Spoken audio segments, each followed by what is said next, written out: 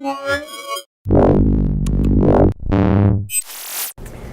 this is Nicole Scott from Mobile Geeks, and here we have the Gigabyte U2442. So this is the latest Ultrabook by Gigabyte, and we're just going to start taking it out of the box right now. All right, so let's check this out. Here we have the PSU, not too big, has a little LED on it, that's kind of handy. And then over here we have a pleather case. Gigabyte's always really good about giving accessories. I mean, if you're spending all this money, it kind of makes sense to me that you would want, you know, a cover for it, that it should be included. So I've always kind of liked that about Gigabyte products. And then here is the Ultrabook, but let's just see what else is underneath here to start. So we have a utilities disc and a user manual. So let's chuck all of this aside and take a look at the main event. So here we go. So this is the Gigabyte U2442. So this is an Ultrabook. If we take a quick look around the system, you can see it is very thin.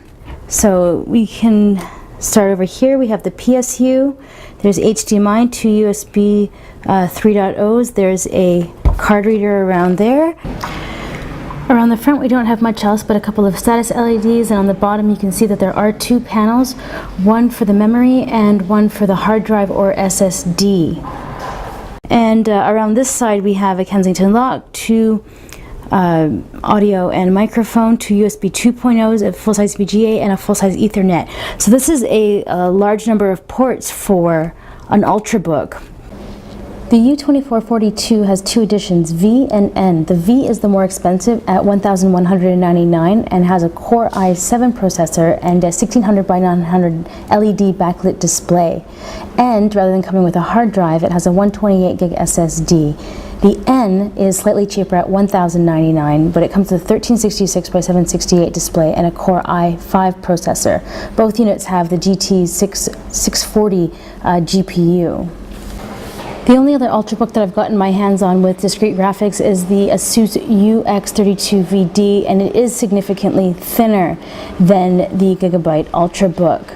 Design-wise, the UX32 VD is a little more beautiful, and it's actually more expensive at $1,300 US.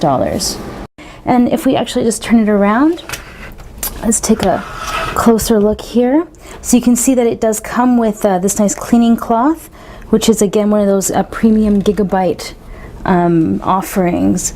So if we take a quick look at the keyboard, you can see that this 14-inch keyboard is full size. It has a slight recession down in here.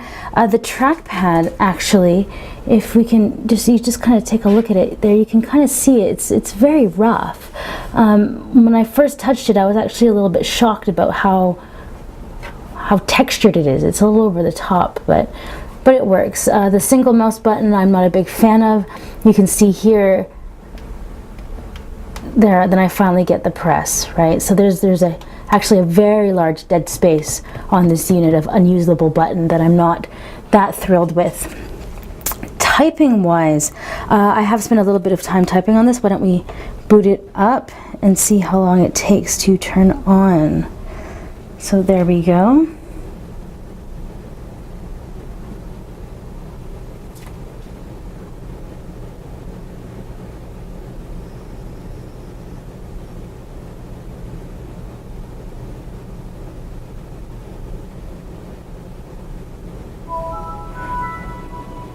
Pretty quick. All right, so now I have been playing around with this unit previously, and I have found that the keyboard is generally pretty good, but if we kind of go in close here, you can see that there is a fair amount of flex. I wouldn't call this keyboard bouncy, but if you're looking for something that offers extremely solid, good tactile feedback on the keys, this has an average keyboard and is not anything very exceptional. Now the other thing that I have noticed is the fan on this is not that loud, but it is definitely noticeable. Now, if we check out the speakers, let's play this big buck bunny. Recommended.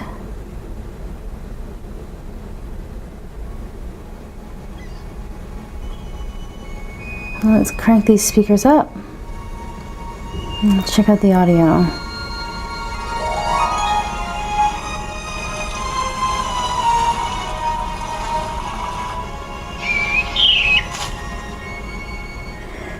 So as expected with an Nvidia graphics card, it can handle 1080p, obviously. I haven't installed any games or anything on that, but that's definitely something that we would want to check out. So this has just been a very quick look at the Gigabyte U2442. I'm Nicole Scott from Mobile Geeks, unboxing a new Ultrabook.